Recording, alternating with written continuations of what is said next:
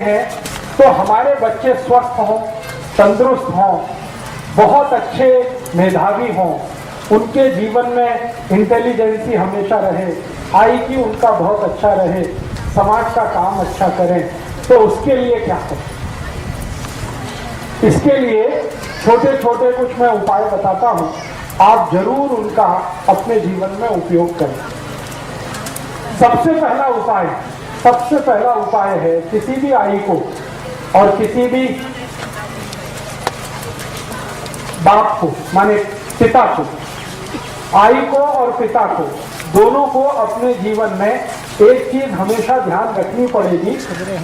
अब भी अगर उनको बच्चे स्वस्थ, तंदुरुस्त, तेजस्वी, तपस्वी, संस्कारी और समाज का काम करने वाले ऐसे बच्चे अगर चाहिए तो उन बच्चों को पैदा करने से पहले उसका नियोजन करना पड़ेगा।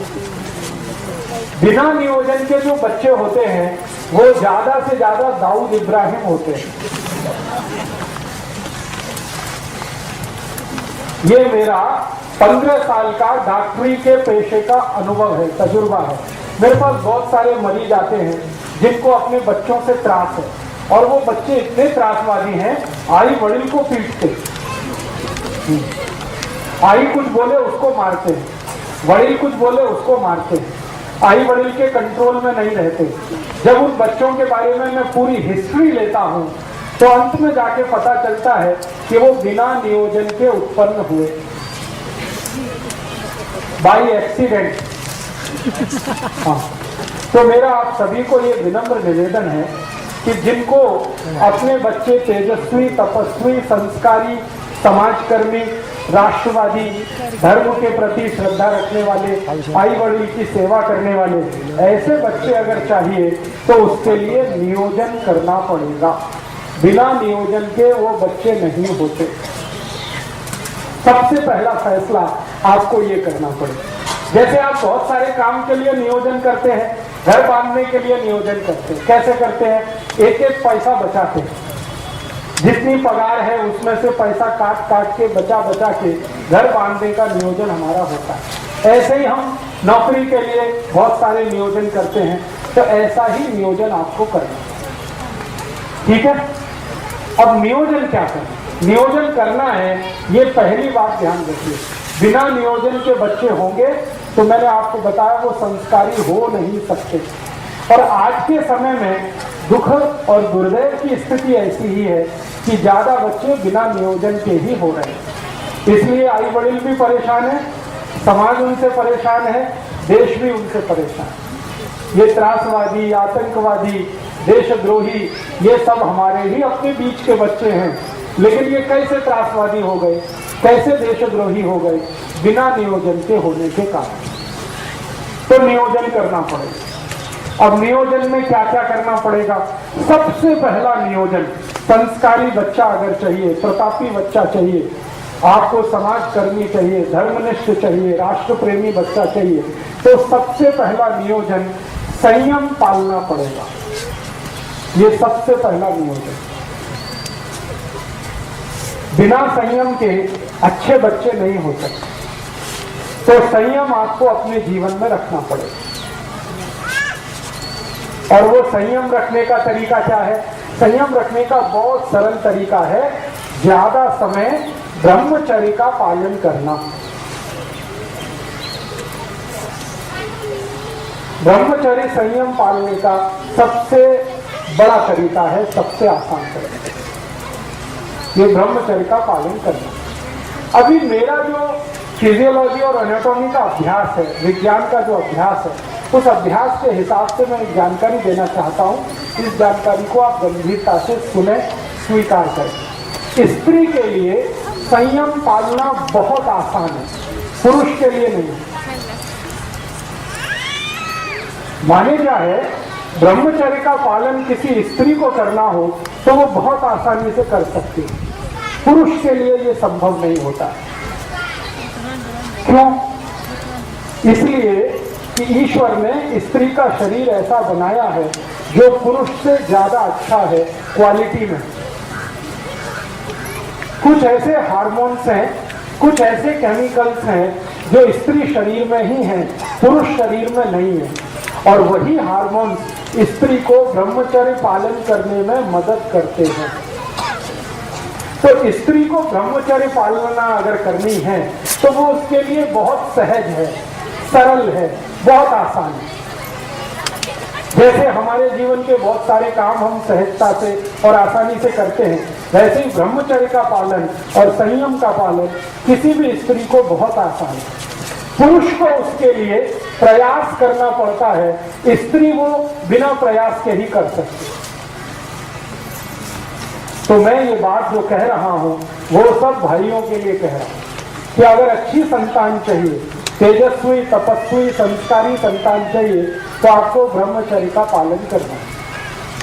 अब ब्रह्मचर्य का पालन करना है तो इसका मतलब क्या है?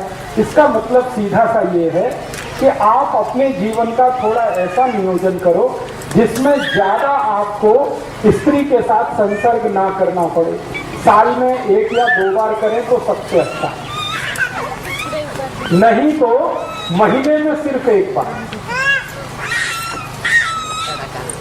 ऐसा आपको अपने जीवन में कुछ नियम बनाना पड़े। इस नियम का पालन करने के लिए संकल्प चाहिए।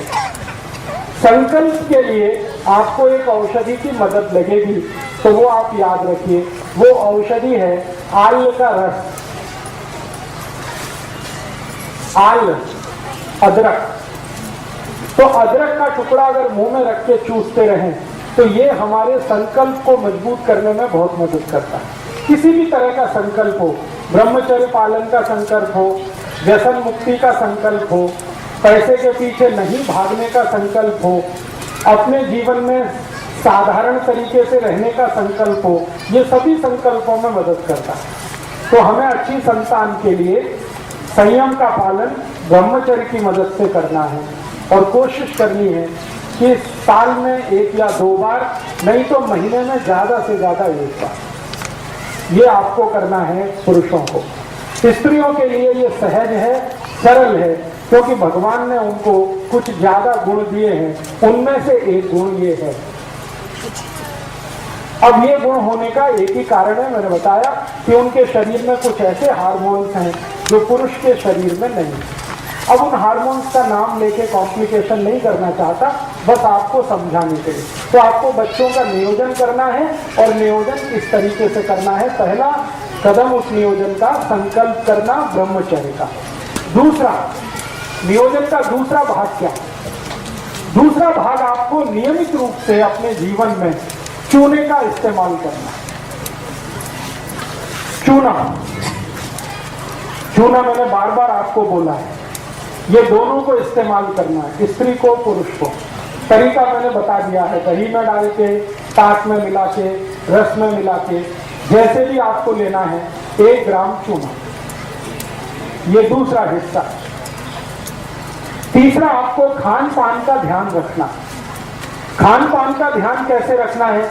अगर आपको आपके जीवन में ऐसे बच्चे चाहिए जो छत्रपति शिवाजी महाराज जैसे हों, राणा प्रताप जैसे हों, तो खान पान का बहुत आवश्यक ध्यान रखना पड़ेगा।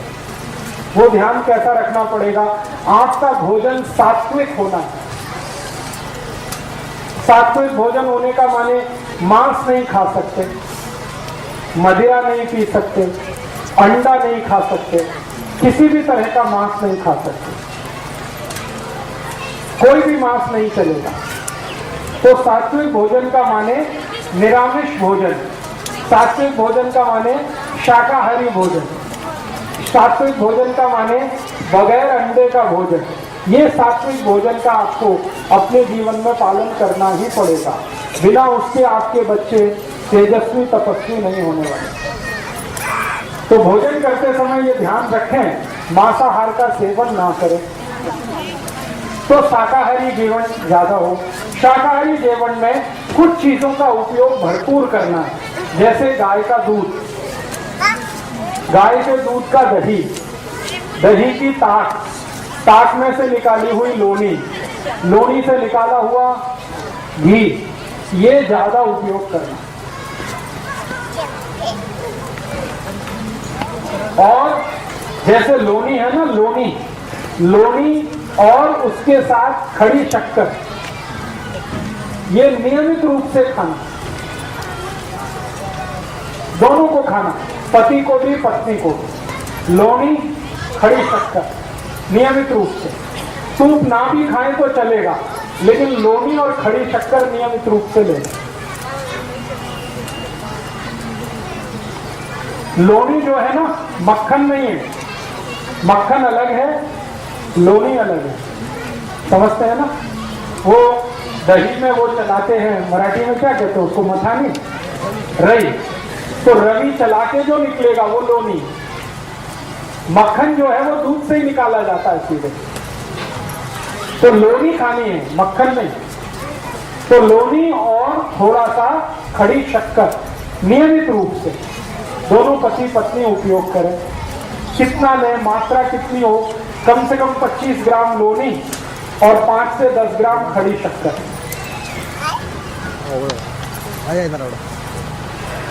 और इसके अलावा जो नियमित रूप से आपको भोजन में लेना है, तिल आपको नियमित भोजन में खाना, तिल, मसूर की दाल, मूंग की दाल नियमित रूप से खाना। एक दिवस मूंग की दाल, एक दिवस मसूर की दाल, ऐसे नियमित रूप से खाना। और नियमित रूप से जो फल सीजन वाले होते हैं, जैसे अभी गर्मी का सीजन है, तो गर्मी के सीजन में जो फल हैं उसमें आम सबसे जाती है, तो भरपूर आम खाना। थोड़े दिन में सीजन बदलेगा तो फल भी बदलेंगे, तो सीजन वाले जो फल है वो भरपूर खाना। जैसे संतरा आएगा, मौसमी आएगी, द्राक्ष आएगा, सीजन के हिसाब से।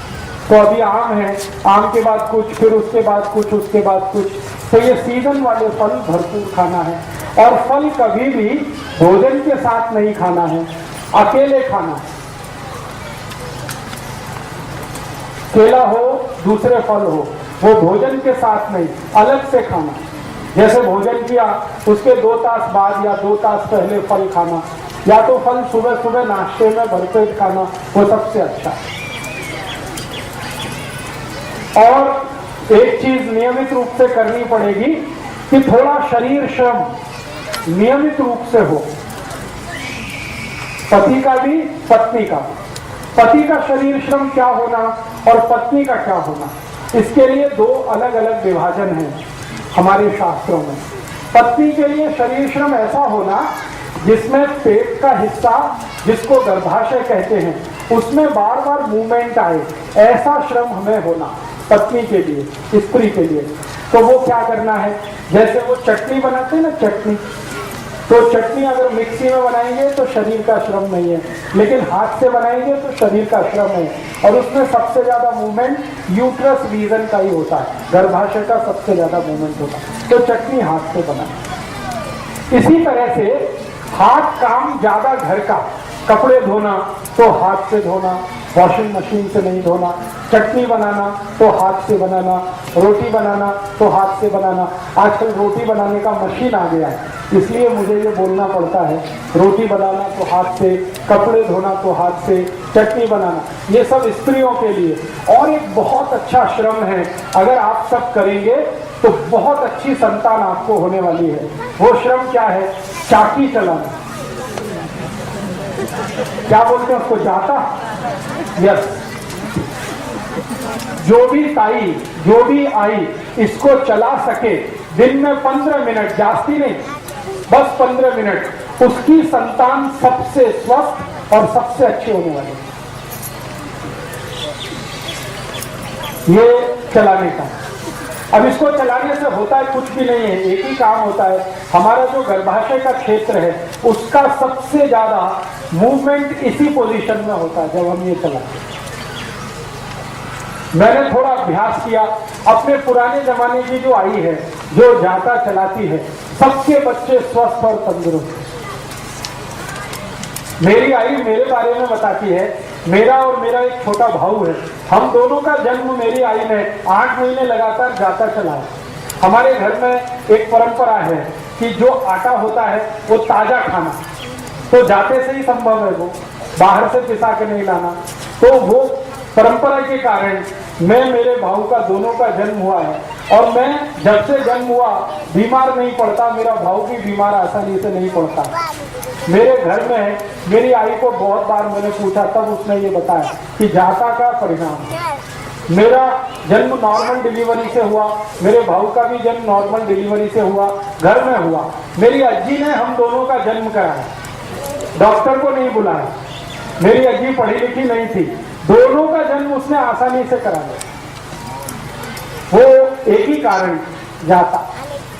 तो आपके घर में अगर जाता लेके आए, बहुत अच्छा है। मिलता है ना अभी? हाँ। बहुत ज्यादा महंगा नहीं है, 50-60 रुपए में या 100 रुपए में मिल जाता है। तो आप उसको नियमित रूप से 15 मिनट, जास्ती नहीं, 15 मिनट चलाएं। स्त्रियों के लिए।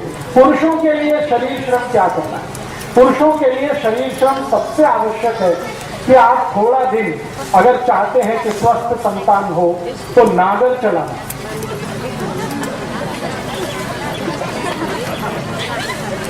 नागर चलाना। अभी नागर चलाना उनके लिए तो आसान है जिनके पास खेती है और बैल है। जिनके पास खेती नहीं है उनके लिए थोड़ा मुश्किल है। तो उनको क्या करना पड़ेगा? नौकरी करते हैं बैंक में, बीमा कंपनी में, अभी तो हम नागर नहीं चला सकते, तो उसके बराबर का एक दूसरा श्रम है, उसी के जैसा श्रम है, सीढ़ियां चढ़ना और उतरना। अगर कर सकते हैं तो बहुत अच्छा है, नहीं कर सकते तो तीसरा और आखिरी श्रम है जास्ती पैदल चलना। पैदल चलना, एक दिन में 4-5 किलोमीटर पैदल चलने का आदत डालिए। हर समय मोटरसाइकिल पे चलें, कार में चलें, वो अच्छा नहीं।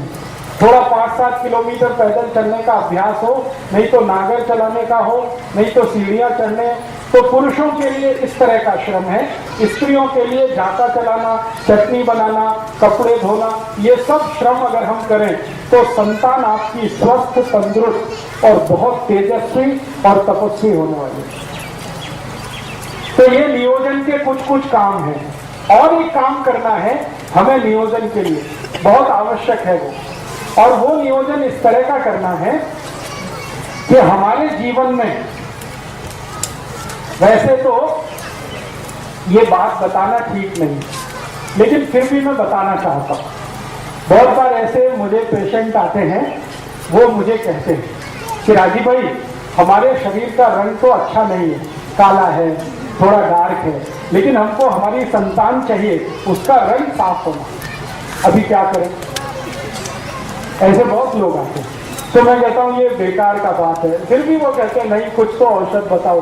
तो इसकी औषध ये की है कि जो भी अपने संतान का रंग साफ चाहते हैं, थोड़ा व्हाइटिश कलर चाहते हैं, रंग उसका अच्छा फेयर कलर चाहते हैं, भले उनका रंग अच्छा नहीं है, तो वो नियमित रूप से स्त्री और पुरुष हड़द का दूध पीते रहना।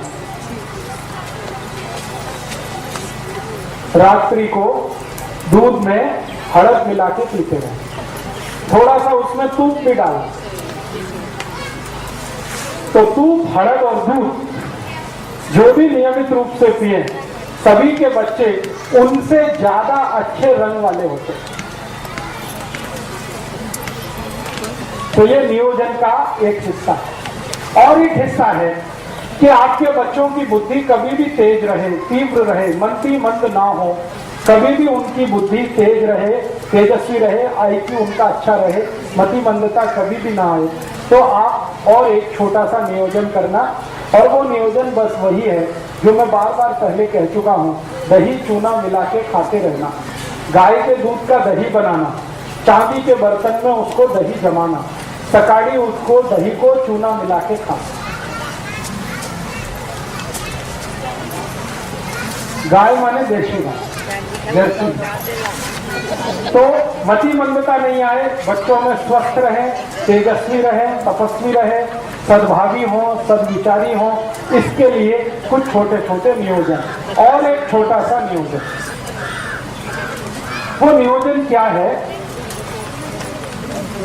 नियोजन एक ही है कि हमें अच्छी सुदीर्घ जीवन वाली, तेजस्वी जीवन वाली संतान चाहिए। स्त्री हो या पुरुष, मूलगी हो या मूला, संतान तेजस्वी तपस्वी चाहिए।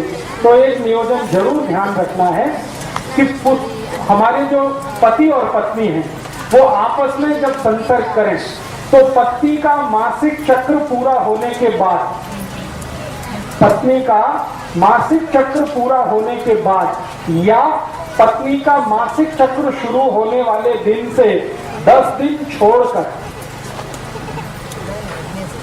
पत्नी का मासिक चक्र शुरू होने वाले दिन से 10 दिन बाद और 17 दिन के पहले या 18 दिन के पहले, बीच का ये 7-8 दिन का जो समय है, इसी समय में एक दूसरे के साथ संसर्ग करें तो सबसे ज्यादा तेजस्वी और तपस्वी संतान होगी। पत्नी के मासिक धर्म के शुरू होने वाले दिन को गिनकर 10वें दिन से 18वें दिन के बीच का जो समय है, यही सबसे अच्छा समय है तेजस्वी और तपस्वी संतान का। वही 7-8 दिन का समय है। अब इसमें 2 तरह के दिन आएंगे, एक सम होंगे, एक विषम होंगे। जैसे 10वां दिन सम, 11वां विषम, 12वां सम, 13वां विषम, 14वां सम, 15वां विषम, 16वां सम, 17वां विषम, 18वां सम। तो जो सम दिन है उनमें अगर आप संसर्ग करेंगे तो 99% पुत्र होगा और विषम वाले दिन में संसर्ग करेंगे तो 99% पुत्री होगी। 1% इसमें अपवाद है और वो कहीं भी होता है।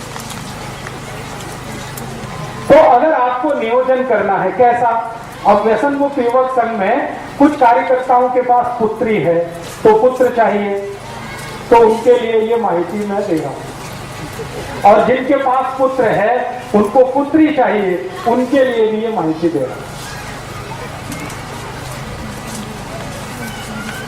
सम दिन में जाएंगे तो पुत्र, विषम दिन में जाएंगे तो पुत्री।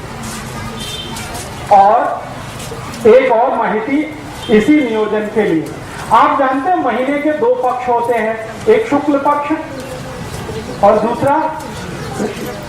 तो जो शुक्ल पक्ष है, इस शुक्ल पक्ष के दिनों में अगर आप संसर्ग के लिए जाते हैं तो 99% आपके बेटे या बेटी का जन्म जो होने वाला है वो बहुत प्रतापी, तेजस्वी, लड़ने वाला, भिड़ने वाला होगा। छत्रपति शिवाजी, राणा प्रताप, ऐसे जो हमारे देश में भगत सिंह, ऊधम सिंह, चंद्रशेखर आजाद, ये सब शुक्ल पक्ष वाले लोग हैं। शुक्ल पक्ष आप समझते हैं, जब चंद्रमा लगातार बढ़ता हुआ होता है। और कृष्ण पक्ष उसका उल्टा। कृष्ण पक्ष में जब आप जाएंगे तो अच्छे से अच्छे साहित्यकार, वैज्ञानिक, बहुत बड़े डॉक्टर, इंजीनियर, चार्टेड अकाउंटेंट, ऐसे बच्चों का जन्म होगा। न्यूटन, आइंस्टाइन, जगदीश चंद्र खुराना, हमारे देश के बोस, हमारे देश के ये जो महान लोग साहित्य के क्षेत्र में, विज्ञान के क्षेत्र में, कला के क्षेत्र में आगे बढ़े हैं, ये सब कृष्ण पक्ष वाले लोग हैं। ठीक है। अब शुक्ल पक्ष और कृष्ण पक्ष का चक्कर क्या है? ये चक्कर है चंद्रमा के शरीर पर पड़ने वाली ऊर्जा।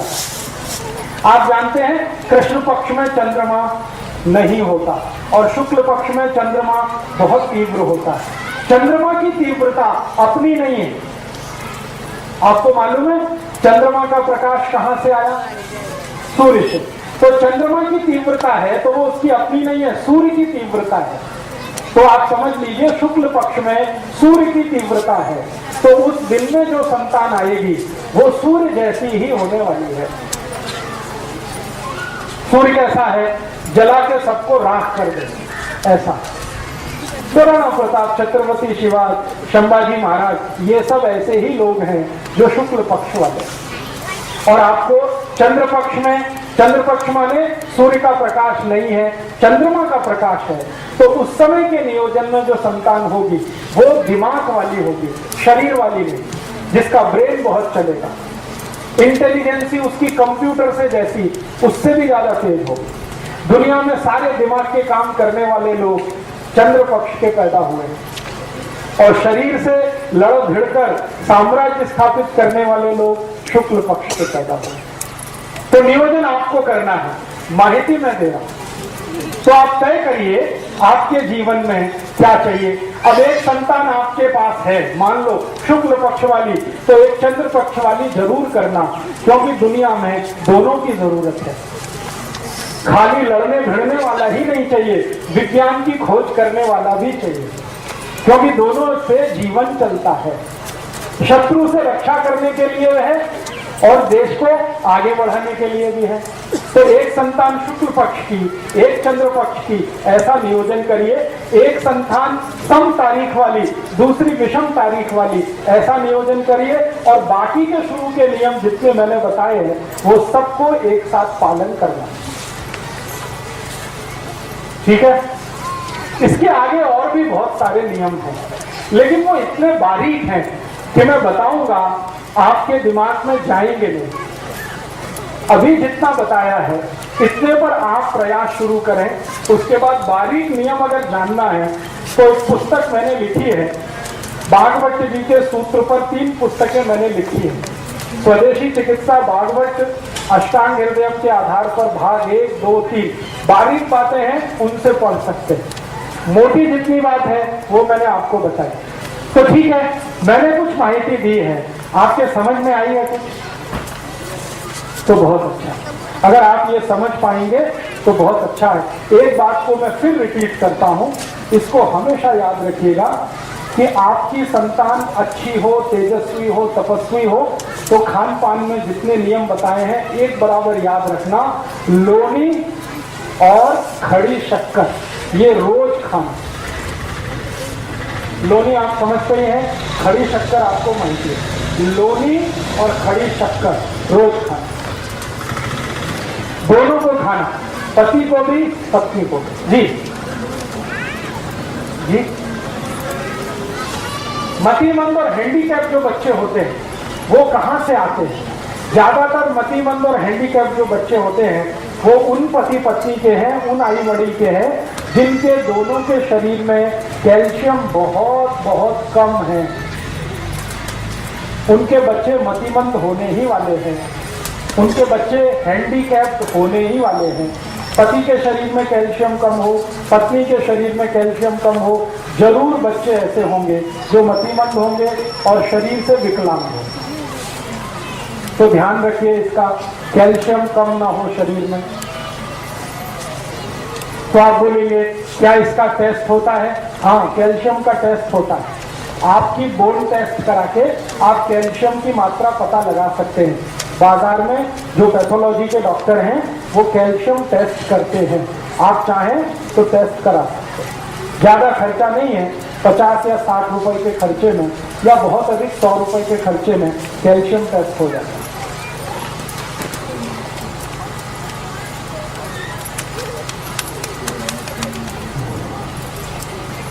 बहुत ज्यादा कुछ नहीं, बहुत ज्यादा। महाराष्ट्र में कोंकण अकेला एक बेल्ट है जहां के बहुत तीव्र बुद्धि के बच्चे होते हैं। उसका कारण है। और कोंकण बेल्ट के सभी बच्चों की आंखें दुनिया में सबसे सुंदर है। किसी की इतनी सुंदर आंखें नहीं है जो कोंकण पट्टी के बच्चों की आंखें हैं।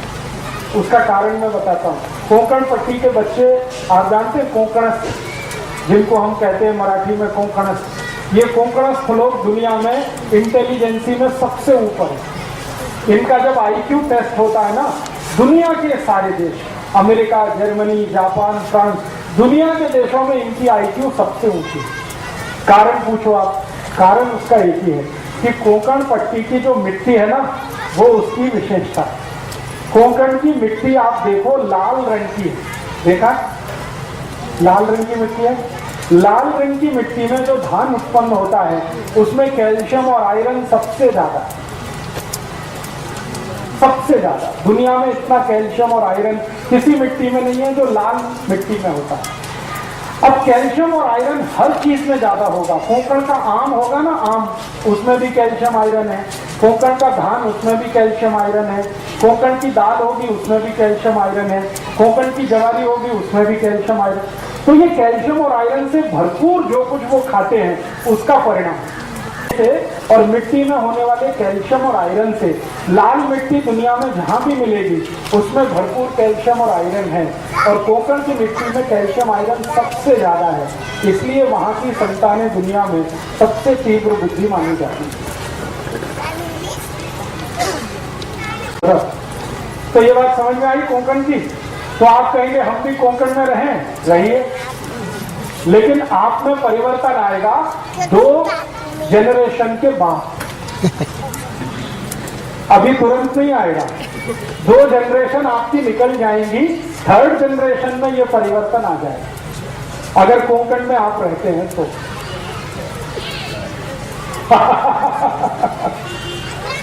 हाँ, अब आप देखिए, इनका तो सवाल और भी अच्छा है कि कोंकण में हम नहीं रह सकते, कोंकण को अपने घर में ला सकते हैं। मतलब ये है कि ऐसा धान्य खाएं जिसमें आयरन और कैल्शियम ज्यादा हो, तो वो आपके घर में भी होगा। तो ऐसा धान्य खाइए जिसमें कैल्शियम और आयरन ज्यादा हो। अब कैल्शियम और आयरन का धान्य ज्यादा होगा तभी संभव है कि जो धान्य को उत्पन्न करने में यूरिया डीएपी ना डाला गया हो, तभी वो संभव है। तो बिना यूरिया बिना डीएपी का धान्य पैदा करिए 3 बरस तक, 4थे बरस से आप खाना शुरू करिए तो आप में कोंकण आ जाएगा। पूरा तो नहीं आएगा, लेकिन थोड़ा तो आएगा। थोड़े बेहतर तो आप होंगे, और आपकी संतानें आपसे बेहतर हैं। ठीक है। अभी एक सवाल मुझे पूछा गया। हम जब विवाह करते हैं ना, तो विवाह करते समय कुछ मिलान किया जाता है। नाड़ी का मिलान करते हैं, गोत्र का मिलान करते हैं। आप जानते क्यों करते हैं? नहीं मालूम? कोई लोग तो कहते हैं कि ये बुआबाजी है। कुछ लोग ऐसा कहते हैं कि नाड़ी का मिलान करना, गोत्र का मिलान करना, ये बकवास, इसका कोई फर्क नहीं पड़ता। लेकिन इसका फर्क बहुत गहरा है, ये साइंटिफिक बात है। बात ऐसी है कि हम जब गोत्र और नाड़ी का मिलान करते हैं तो इस बात को ध्यान करते हैं कि डीएनए एक ही ना हो, ऐसे स्त्री पुरुष की शादी ना हो। एक ही डीएनए ग्रुप वालों की शादियां अगर हो गई तो जिंदगी भर संतान का त्रास रहेगा। एक ही डीएनए ग्रुप में डीएनए के ग्रुप हैं, और वो ग्रुप अगर एक ही जैसे हैं, नजदीक का बहुत अंतर नहीं है, उनमें आपस में शादियां हुई तो एक तो संतान होगी नहीं, हो भी गई तो मतिमंद होगी, विकलांग होगी, कमजोर होगी, बुद्धि से बिल्कुल कमजोर होगी, शरीर से कमजोर होगी, और संतान जीवित नहीं रहेगी ज्यादा दिन, जल्दी मरेगी। अगर एक ही ब्लड ग्रुप के नजदीक वालों की शादियां हो गई, तो जब हम नाड़ी और गोत्र देखते हैं तो उसका इसी बात का ध्यान रखते हैं। एक ही नाड़ी और एक ही गोत्र में शादी इसलिए नहीं करते हैं ताकि डीएनए एक ना हो। डीएनए एक होने के चांसेस तभी हैं जब नाड़ी एक हो और गोत्र एक हो, तो 100% ब्लड ग्रुप एक हो जाता है। इसलिए ये ध्यान रखा जाता है। तो हमारे बुजुर्गों ने एक परंपरा बनाई, विवाह करने के पहले नाड़ी का मिलान करना, गोत्र का मिलान करना। वो परंपरा बहुत साइंटिफिक है। अगर उसका ध्यान रख के आप शादियां करते हैं तो आपकी संतान अच्छी होगी। नहीं ध्यान रखा है तो बहुत तकलीफ होगी। अब आजकल हमारे देश में क्या हुआ है, प्रेम विवाह बहुत होने लगे, लव मैरिजेज होने लगे। उसमें ये कोई ध्यान रखता नहीं, ना नाड़ी का ना गोत्र का, और सब लोगों को ये त्रास है। वो आते हैं मेरे पास, ज्यादातर प्रेम विवाह वाले, एक संतान नहीं हो रही है, 10-10 साल से परेशान। फिर मैं कहता हूं जरा ब्लड चेक करो, तो ब्लड चेक करते हैं तो पता चला एक ही दोनों का ब्लड ग्रुप है, तो हो ही नहीं सकती संतान, कितनी भी कोशिश करें। तब मैं उनको कहता कि आपको संतान का सुख नहीं है। तो कहते हमने क्या पाप किया था? तो मैंने कहा आपने पाप एक ही किया था, प्रेम विवाह किया था। यही पाप आपने किया। अगर नाड़ी गोत्र का ध्यान रख के करते तो ये नहीं होता। माने इसका क्या है? माने इसका सीधे से ये है कि अगर हम प्रेम विवाह भी करते हैं तो इस बात का ध्यान रखें। अगर इस बात का ध्यान आप नहीं रखते तो आपको भविष्य में बहुत तकलीफें आएंगी। तब प्रेम तो छूट जाएगा, विवाह जो है घिसटता हुआ जाएगा। ये जो प्रेम है ना, ये ज्यादा दिन टिकता विकता नहीं है, क्योंकि ये आवेग जैसा होता है, ये इम्पल्स है। एक कुछ खास तरह का हार्मोन हमारे माइंड में बनता है, उसका नाम है डोपामाइन। और डोपामाइन एक अकेला हार्मोन है जो थोड़ी देर ही टिकता है। तो प्रेम भी डोपामाइन का असर है, थोड़ी देर टिकता है, उसके बाद खत्म हो जाता है, स्त्री में भी पुरुष में भी। और जब प्रेम खत्म हो जाता है तब जीवन में असली संघर्ष शुरू होता है, असली। और वो इतना खराब संघर्ष होता है कि कोई देख नहीं सकता। थोड़े दिन पहले तक दोनों एक दूसरे के लिए मरने की तैयारी में हैं, और डोपामाइन खत्म होते ही एक दूसरे को मार डालने की तैयारी में। ये ऐसी हालत हो जाती है। एक दिन पहले तक या 2 दिन पहले तक या 5-10 दिन पहले तक किसी स्त्री को उसका पुरुष और किसी पुरुष को उसकी स्त्री दुनिया का सबसे सुंदर, इससे ज्यादा सुंदर तो हो ही नहीं सकता। और 5-6 दिन के बाद ही दुनिया का सबसे कुरूप चेहरा वही है जो उसकी अपनी स्त्री है या उसका अपना पति है। ये सारा खेल डोपामाइन का है। तो प्रेम विवाह जो होते हैं ना, इनमें मैंने अक्सर देखा कि विवाह होते ही प्रेम थोड़े दिन में फना हो जाता है, खाली विवाह रह जाता है, लव चला जाता है, मैरिज रह जाती है, और वो ऐसी घिसटती है जैसे एक टांग का आदमी घिसटता है। तो आप जीवन में कोई फैसला करें तो किसी आवेग में ना करें, मेरा ये कहना। एक डॉक्टर की नाते मैं आपको सलाह दूंगा कि कभी भी जब आपके मन में इम्पल्स बहुत ज्यादा हो तो कोई फैसला मत करिए, क्योंकि फैसले के गलत होने की शक्यता सबसे ज्यादा है। इम्पल्स बहुत है तो एक बात याद रखिए, डोपामाइन नाम का हार्मोन बहुत है, और ये हार्मोन है विवेक को खत्म कर देता है। विवेक काम ही नहीं करता, विवेक काम नहीं करेगा, फैसला गलत होगा। फैसला गलत होगा, जीवन भर आप पछताएंगे कि हमने एक समय पे छोटा सा गलत फैसला किया, उसका दुष्परिणाम जीवन भर भुगतना पड़ा। तो ये आप मत करिएगा। प्रेम करिए, लेकिन विवाह करने से पहले इन बातों का ध्यान रखिए।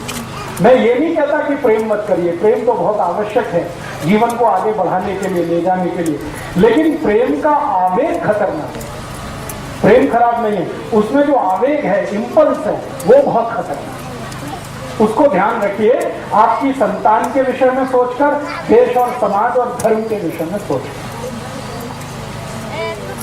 ठीक है, अभी 1-2 प्रश्न आ गए। हाँ, ब्लड ग्रुप दोनों का अलग रहे हमेशा, पति और पत्नी का, ये ध्यान रखिए। एक का पॉजिटिव हो, दूसरे का निगेटिव हो, चलेगा।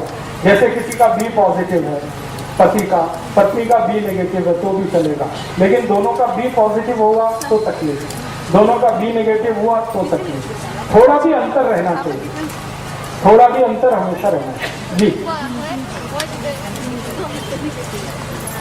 जी हाँ, अभी हमारे देश में कुछ परिवारों में ऐसा होता है कि रिलेशन में शादियां होती हैं। ये पूरे भारत में तो नहीं है, महाराष्ट्र में है और थोड़ा सा दक्षिण में कर्नाटक में है। तो कर्नाटक और महाराष्ट्र छोड़ के तो बाकी नहीं, लेकिन हम रिलेशन में शादियां कर रहे हैं। जरूर करिए, लेकिन एक ही चीज का ध्यान रखिए, दोनों का ब्लड ग्रुप सेम ना हो। अगर सेम है तो कोशिश करिए आगे से अवॉइड करें। अब कर ली है तो अब उसमें तो कुछ नहीं, जो हो गया तो बात खत्म हुई। लेकिन आगे से आप दूसरों को जब सलाह करें तो ये ध्यान रखिए उनको कि ब्लड ग्रुप सेम ना हो तभी शादी करें, भले वो नजदीकी रिश्तेदार हो तो। और कोई प्रश्न? ये कि पति पत्नी दोनों वैवाहिक जीवन जब शुरू करें, अच्छी संतान होना, उसके लिए हमेशा दक्षिण की दिशा में सिर करके सोएं। ये बहुत जरूरी बात थी, मैं भूल गया। पति पत्नी जब अपना जीवन शुरू करें तो हमेशा सिर दक्षिण की दिशा में रख के सोएं, साउथ में। ये भी नियोजन का एक हिस्सा है। और कोई प्रश्न? जी, अब देखिए, एक विज्ञान की माहिती के लिए मुझे पत्र लिख के आया।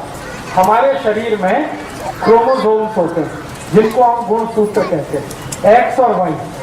तो एक्स और वाई जो क्रोमोसोम्स हैं उसके बारे में एक मोटी माहिती आप सभी को है। एक्स और वाई अगर आपस में मिलेंगे तो हमेशा पुत्र होगा, लड़का होगा। एक्स और एक्स मिलेंगे तो हमेशा बेटी होगी, लड़की होगी। ये मोटी सी माहिती है। अब इसमें समरात्रि का क्या संबंध है? मैंने बोला ना, हमारी पत्नी के या स्त्री के मासिक चक्र के शुरू होने के दिन से 10वां दिन सम, 11वां दिन विषम, 12वां दिन सम, 13वां दिन विषम। तो ये सम विषम का गुणसूत्र के साथ कोई संबंध है? हाँ, संबंध है। जब सम दिन होता है तो उस दिन पुरुष का जो क्रोमोसोम्स है, स्त्री में तो 2 एक्स ही होते हैं, पुरुष में एक्स और वाई दोनों होते हैं। तो पुरुष का जो वाई क्रोमोसोम्स है वो बहुत पावरफुल होता है सम वाले दिन पर, इसलिए पुत्र होने की शक्यता सबसे ज्यादा है। और विषम वाले दिन पर एक्स क्रोमोसोम्स बहुत पावरफुल होता है पुरुष का, इसलिए बेटी या पुत्री होने की शक्यता सबसे ज्यादा।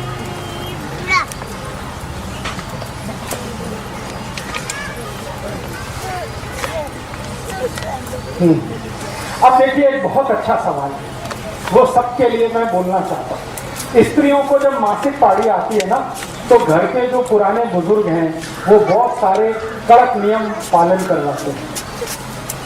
स्वयं पाक घर में नहीं जाना, स्वयं पाक नहीं करना, भोजन नहीं बनाना, ऐसे करना, वैसे करना, वगैरह वगैरह। इसके पीछे का साइंस क्या है?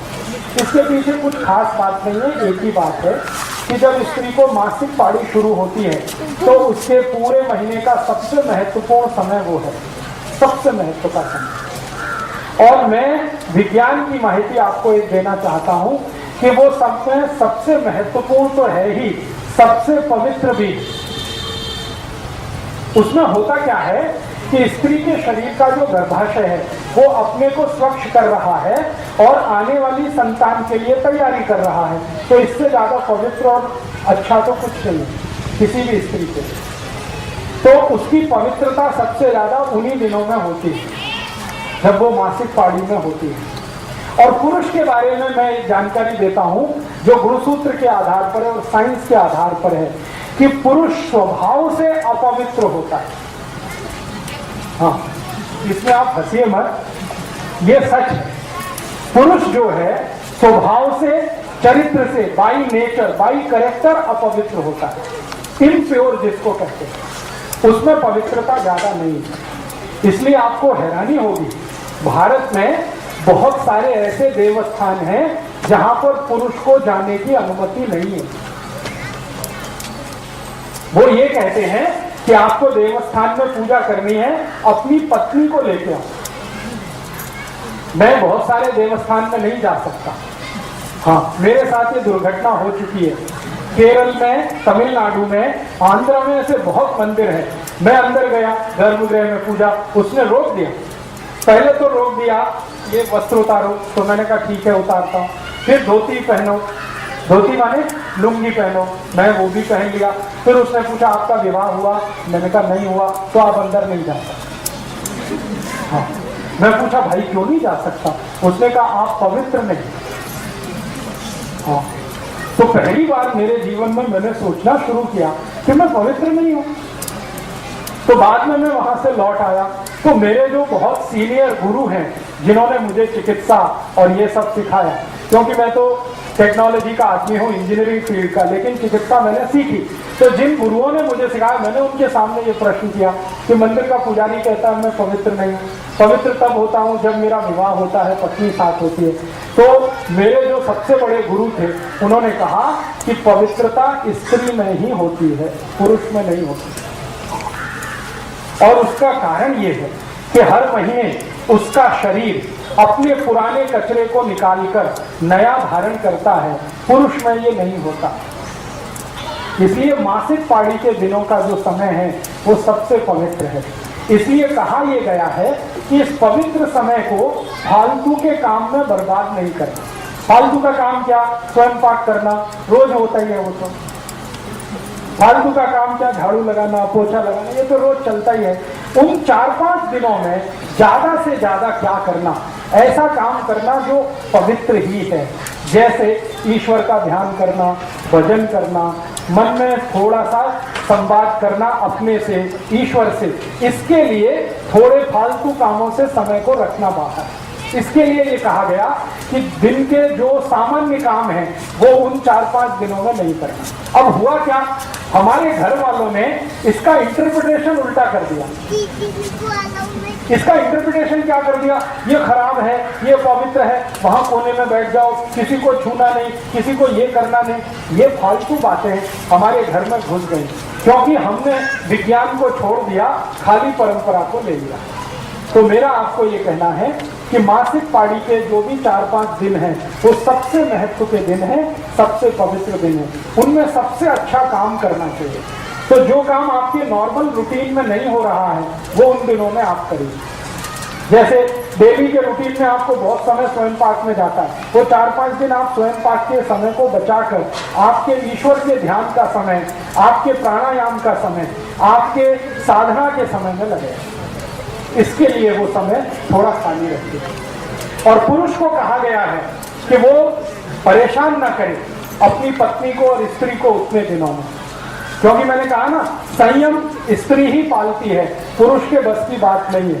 तो अक्सर पुरुष के संयम टूटते हैं, तो वो उन दिनों में तो संयम को कठोरता से पालन करे, ऐसा हमारे आयुर्वेद में निर्देश दिया गया। तो मासिक पाड़ी के समय सीना नहीं, फिरोना नहीं, ये काम नहीं करना, ये काम नहीं करना। इसके पीछे का अर्थ एक ही है कि आपका ये समय बचाकर थोड़ा ध्यान, थोड़ा प्राणायाम, थोड़ी समाधि की स्थिति में रहना। 4-5 बोल सकते हैं धीमे स्वर में। धीमे स्वर में माने मध्यम स्वर में। एक तो ओंकार हम करते हैं तीव्र स्वर में, वो मासिक पाड़ी के बाद के दिनों में करिए जब पाड़ी पूरी हो जाए। लेकिन पाड़ी के समय में आप ओंकार जरूर बोल सकते हैं मंद स्वर में, ज्यादा हाई पिच पे नहीं। ज्यादा हाई पिच पे कुछ भी नहीं करना, सब कुछ मंद स्वर में करना, क्योंकि उस समय शरीर की ऊर्जा बहुत तीव्र होती है, अग्नि बहुत तीव्र होती है, और ओंकार बोलने से भी अग्नि और तीव्र होती है। तो ओंकार मध्यम स्वर में बोलना।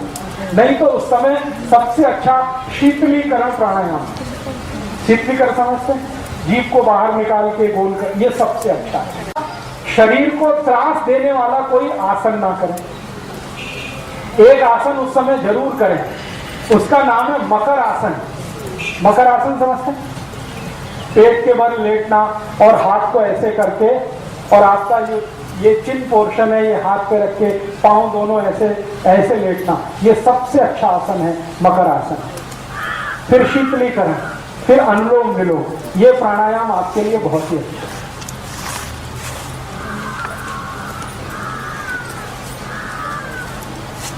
तो ग्रामीण भाग में मासिक पाड़ी के समय में जो माहिती आपको दी गई है, इसका थोड़ा परिवर्तन कर लीजिए। ये पवित्र दिन है, खराब दिन नहीं है, बहुत पवित्र दिन है। और शरीर से जो निकल रहा है रक्त, वो भी खराब नहीं, बिल्कुल खराब नहीं। ये हम कहते हैं ना रक्त बहुत खराब है, बिल्कुल खराब नहीं। शरीर में जितना रक्त है और उसमें जितनी शुद्धि है, लगभग उतना ही शुद्ध वो है। वो इसलिए बाहर निकल रहा है कि उसकी जरूरत नहीं है।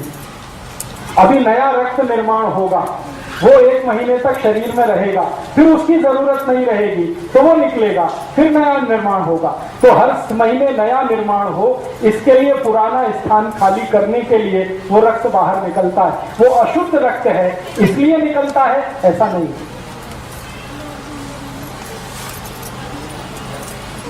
हाँ, पूजा आप करें वैयक्तिक। एक तो पूजा होती है सामूहिक और सार्वजनिक, जो परिवार के साथ करते हैं। लेकिन शास्त्रों में ये कहा गया है कि स्त्रियों को उन दिनों में वैयक्तिक पूजा ज्यादा करनी। वैयक्तिक पूजा माने अपने लिए ध्यान, अपने लिए प्राणायाम, अपने लिए योगासन, अपने लिए वो सब साधना की स्थिति। परिवार के लिए तो बाकी 25 दिन है ही, वो तो मरना घटना है ही। ये 5 दिन तो उसके अपने हैं, इसके लिए वो उसको कहा गया।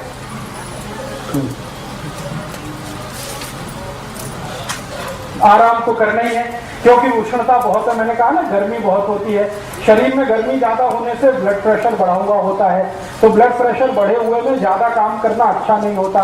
इसलिए ध्यान, प्राणायाम, शीतलीकरण, व्यायाम अपने लिए करके बाकी समय आराम के लिए ही रखना है, ज्यादा काम नहीं करना। नहीं, ऐसा कुछ नहीं, किसी भी वेद में ऐसा नहीं। बिल्कुल श्लोक बोल सकते हैं, मंत्र बोल सकते हैं, वेद मंत्र बोल सकते हैं, ऐसा कहीं कोई निर्देश नहीं। पूरे ऋग्वेद में नहीं है, सामवेद में नहीं, अथर्ववेद में नहीं, यजुर्वेद में नहीं, उपनिषदों में कहीं नहीं है, पुराणों में है। तो पुराण मनुष्य के लिखे हुए हैं, इसलिए उसमें ये है। वेद मनुष्य के लिखे हुए नहीं है, उसमें कहीं नहीं। सभी वेदों में इस बात की छूट है कि आप मासिक पाड़ी के दिनों में ध्यान अपने लिए, प्राणायाम अपने लिए, प्रार्थना अपने लिए, ईश्वर के साथ संवाद अपने लिए कर सकते हैं। बस ध्यान इतना ही रखना है कि चूंकि उन दिनों में हीट बढ़ी हुई है, हीट बढ़े हुए होने के कारण ब्लड प्रेशर बढ़ा हुआ है, बीपी बढ़े हुए के कारण काम नहीं करना अच्छा होता है, आराम करना ही अच्छा होता है।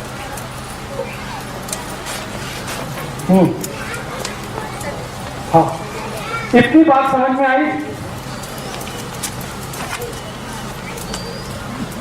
जी?